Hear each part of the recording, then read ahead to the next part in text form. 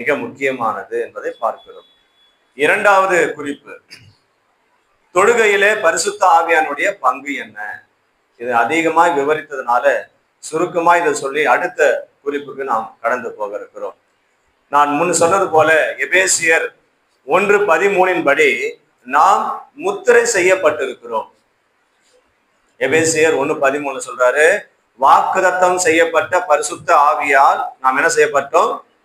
முத்திரை போடப்பட்டோம். இந்த முத்திரை என்பது என்ன என்று சொன்னால், ஞானஸ்தானத்துக்கு கீழ்ப்படிந்த ஆத்துமாவிலிருந்து செலுத்தப்படுகிற அந்த பலியை தான் தேவன் அங்கீகரிக்கிறார். அப்படியானால் அந்த முத்திரை இருக்கிற ஆத்மாவிலிருந்து புறப்படுகிற பலியை தான் தேவன் சுகந்த வாசனையாக ஏற்றுக்கொள்ளுகிறார்.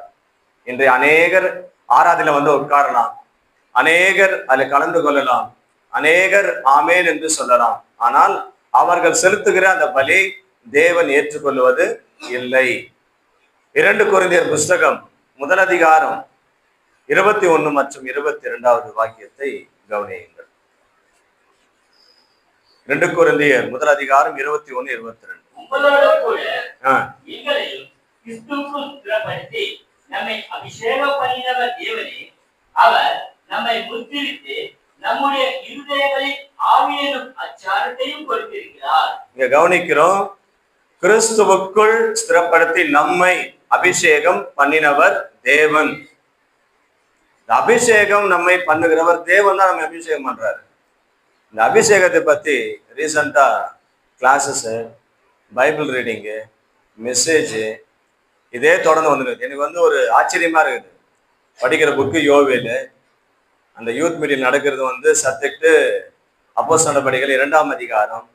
இப்போ பேச மெசேஜ் ஹோலி ஸ்பிரிட்டை பற்றி. இப்படியே இதே தொடர்ந்து படிக்கிற போது நிறைய ஆழ்ந்த சத்தியங்கள் நம்மால கவனிக்க முடிகிறது. இக்காலத்திலே அநேகர் என்ன நினைக்கிறார்கள் என்று சொன்னால், அபிஷேகம் என்பது அடிக்கடி கொடுக்கப்படுகிற ஒன்று என்று நினைக்கிறாங்க. ஜப கூட்டத்தில் போய் உட்காரும் போது அல்லது பாஸ்டர் கை வச்சு ஜெபிக்கும் போது எனக்கு ஆவியானவர் என்னை அபிஷேகம் பண்ணுகிறாரு அப்படின்னு நினைச்சிட்டு இருக்கிறாங்க. அபிஷேகம் என்பது ஒரே முறை செய்யப்படுகிற ஒன்று. அந்த அபிஷேகம் என்பது எங்கே செய்யப்படுகிறது என்று சொன்னால், இங்க கவனிக்கிறோம், 22வது வசனத்தின்படி இருதயத்தில் செய்யப்படுகிறதுன்னு படிக்கிறோம். கரெக்டுங்களா? இருதயத்திலே செய்யப்படுகிறது. அப்படியானால் இந்த அபிஷேகத்தை செய்கிறவர் தேவன் என்று படிக்கிறோம். அப்ப எப்படி ஒரு மனுஷனால அபிஷேகம் கொடுக்க முடியும்? முடியாது. அப்போ நாமும் அபிஷேகம் செய்யப்பட்டோம். எப்படி என்று சொன்னால், ஞானஸ்தானத்திலே சத்தியத்திற்கு கீழ்ப்படுகிற போது ஆவியானவர் நமக்கு கொடுக்கப்படுகிறதுனால, இயேசுவின் ரத்தத்தினால் கழுவப்படுவதனால அந்த செயலுக்கு பெயர் அபிஷேகம். ஆனா இந்த அபிஷேகம் இந்த வார்த்தையை கிறிஸ்தவ வட்டாரத்துல பார்த்தீங்கன்னு சொன்னா நிறைய தவறான புரிந்து கொள்ளுதல்கள் இருக்கிறது. தவறான புரிந்து கொள்ளுதல்கள் இதை மக்களை நம்ப வைக்கிறாங்க. அவங்களுடைய தவறான போதனையை சொல்லி மக்களை நம்ப வைக்கிறதுனால அநேக மக்கள் என்ன செய்யறாங்கன்னா, நம்மையும் தேவன் அபிஷேகம் பண்ணுவாரு ஜெபம் பண்ணும் போதெல்லாம் நினைச்சிட்டு இருக்காங்க. அபிஷேகம் என்பது ஜபத்தில் கொடுக்கப்படுவது அல்ல. அபிஷேகம் அபிஷேகம் என்பது ஞானஸ்தானத்திலே கீழ்ப்படுகிற போது தண்ணீருக்குள்ள தேவன் செய்கிற அந்த செயல்தான் அபிஷேகம். அந்த அபிஷேகத்திலே பரிசுத்த ஆவியானவரை தேவன் நமக்கு முத்திரையாக கொடுக்கிறார். அந்த முத்திரைக்கு இன்னொரு வார்த்தை சொல்றாரு, அடையாளம் என்று சொல்றாரு. அந்த அடையாளத்தினால் ஒருவர் ஏறெடுக்கப்படுகிற அந்த பலிதான் பரலோகத்துக்கு எடுத்து செல்லப்படுகிறது. தொழுகையிலே நாம் செலுத்துகிற ஆவிக்குரிய பலிகளை தேவன் அங்கீகரிக்க வேண்டும் என்று சொன்னால் அந்த முத்திரை அவசியமாக இருக்கிறது. அந்த அடையாளம் அவசியமாக இருக்கிறது. அப்ப ஆவியானவர் நம்மை பரிசுத்தம் பண்ணினதினால்தான் அந்த அடையாளம் நமக்கு கொடுக்கப்பட்டது. அது பரலோகத்து வரைக்கும் நமது ஸ்தோத்திர பலிகளை கொண்டு செல்லுகிற ஒரு அங்கீகாரமாக அது இருக்கிறது.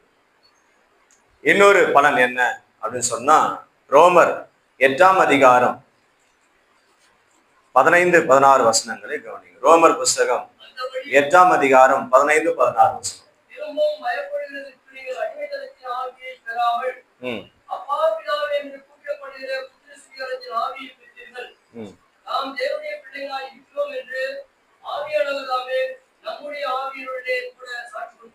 இங்க வசனத்தை கவனித்தீர்கள் என்று சொன்னால், நாம் பயப்படுவதற்கு மறுபடியும் அடிமைத்தனத்தின் ஆவி நாம் பெறவில்லை.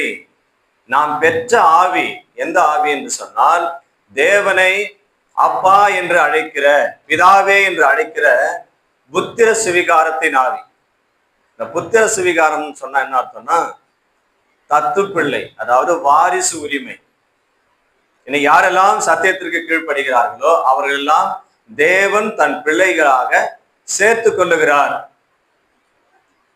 இப்ப பாத்தீங்கன்னா சில பிள்ளைகள் பெற்றோர் என்ன செய்யறாங்க, தத்தெடுத்துக்கிறாங்க.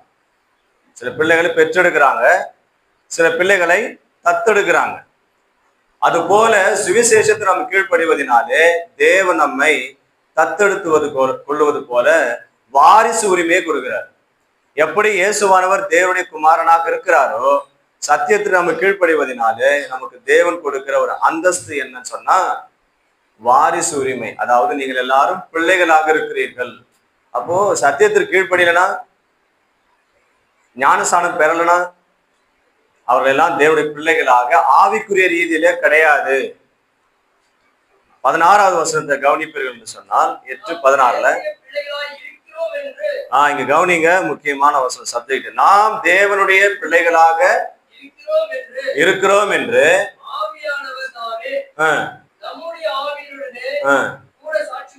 அப்ப ஆவியானவர் நாம் தேவனுடைய பிள்ளையா இருக்கிறோம் சொல்லி நமக்கு என்ன பண்றாரா, சாட்சி கொடுக்கிறார். ஆவியானுடைய மிகப்பெரிய ஒரு பங்கு என்ன சொன்னா, நமக்காக தேவன் கையில சாட்சி கொடுக்கிறார். இந்த சாட்சி கூட பாத்தீங்கன்னா நிறைய மக்கள் மத்தியில தவறான முறையில கையாளப்படுகிறது சாட்சி. இங்க தேவனிடத்துல ஆவியானவர் கொடுக்கிற சாட்சி என்ன, இவர்கள் தேவனுடைய பிள்ளைகள், உம்முடைய பிள்ளைகள், இவர் செலுத்துகிற பலிகளை ஏற்றுக்கொள்ளும் என்று சொல்வதை போல ஆவியானவர் நம்முடைய ஆவியோடு கூட சாட்சி கொடுக்கிறார் என்று ஆவியானவர் சொல்றார். அப்ப ஆவியானவர் என்பவர் தொழுகையிலே நாம் செலுத்துகிற ஆவிக்குரிய பலிகளை தேவனிடத்தை கொண்டு செல்வதற்கு ஒரு முத்திரையாக, ஒரு அடையாளமாக இங்கு பயன்படுத்தப்படுகிறார். இது போல ஒவ்வொரு பாகத்திலேயும் பரிசுத்தனுடைய பங்கு நம்மோடு கூட இணைக்கப்பட்டிருக்கிறது. இதை புரிந்து கொண்டால் தான் ஆவியானவரை அதுக்கு அடுத்த பாடங்கள் நமக்கு விளங்கும். இன்னைக்கு காலகட்டத்தை பார்த்தீங்கன்னா, ஆரம்ப காலகட்டத்தில் இருந்த அந்த விசுவாச மக்களுக்கு தளர்ந்து போகிறது என்ன காரணம்னு சொன்னா, தேவனுடைய மகிமையை மிக குறைச்சு மதிப்பிடுறாங்க. ஞானஸ்தானம் எடுத்த போது இருக்கிற அந்த உற்சாகம் படிப்படியா பார்த்தீங்கன்னா ஒரு 10 வருஷம் 15 வருஷத்துக்கு அப்புறம் அப்படி பின்னோக்கி போயிருக்கும். அது என்ன காரணம்? ஆவியானவர் பற்றின இந்த பாடத்தை அவர்கள் உணராததுதான் காரணம். தேவன் மீது அவர்களுக்கு பயம் குறைந்து போவதுதான் காரணம். தேவன் ஒருவருக்கு நாம் தொழுகை ஏறெடுக்கிறோம் என்ற பயம் நம்ம மனசுல இருந்தா நம்ம முன்னாடி வருவோமா பின்னாடி வருவோமா? முன்னாடி வருவோமா பின்னாடி வருவோமா? முன்னாடிதான் இருக்கணும். அதுல எந்த சாக்கு போக்கும் கிடையாது. அதுல யார் உயர்வு தாழ்வும் கிடையாது. ஊழியக்காரன் விசுவாசிங்க என்ற பாகுபாடு அங்க கிடையாது. தேவனை தொழுது கொள்ளுகிற விஷயத்துல தேவன் எல்லாரையும் சமமாகத்தான் பார்க்கிறார். அதனால தொழுகை என்பது இன்னும் அதிகமாய் நாம் கவனிக்கப்பட வேண்டிய ஒன்று. ஆகவே தொழுகையிலே நாம் செலுத்துகிற ஆவிக்குரிய பலிகளை ஆவியானவர் தான், அதனுடைய அடையாளம் தான், முத்திரை தான் தேவனிடத்தை நமக்கு கொண்டு செல்லுகிற ஒரு மிகப்பெரிய அங்கீகாரமாக இருக்கிறது. ஆகவே இந்த பாடத்திலே தொடர்ந்து 3வது குறிப்பாக நாம் படிக்கிறோம். பரிசுத்த ஆவியானவர் பற்றி 3வது குறிப்பு